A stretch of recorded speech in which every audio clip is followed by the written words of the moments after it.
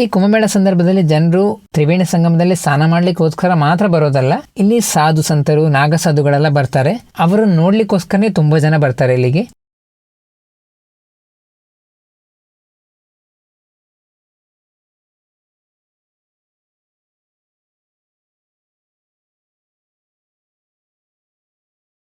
ಆ ದಿನ ಬಂದವರು ಪವಿತ್ರವಾದ ನದಿಯ ನೀರನ್ನ ಮಾತ್ರ ತಗೊಂಡು ಹೋಗೋದಲ್ಲ, ಇಲ್ಲಿನ ಮಣ್ಣನ್ನು ಕೂಡ ತಗೊಂಡು ಹೋಗ್ತಾರೆ. ಇದು ಸಾಧು ಸಂತರು ನಡೆದಾಡಿದ ಜಾಗದ ಮಣ್ಣು ಅಂತ ಹೇಳಿ ತಗೊಂಡು ಹೋಗ್ತಾರೆ. ಪ್ರಮುಖ ಸ್ನಾನದ ದಿನಗಳಿವೆ ನೋಡಿ. ಆ ದಿನ ಸಾಧು ಸಂತರು ನಾಗಸಾಧುಗಳು ಎಲ್ಲ ಬಂದು ಕೂಡ ಸ್ನಾನ ಮಾಡ್ಕೊಂಡು ಹೋಗ್ತಾರೆ. ಅವರಿಗೆ ಪ್ರಮುಖ ಆದ್ಯತೆ ಇರುತ್ತದೆ ಆ ದಿವಸ.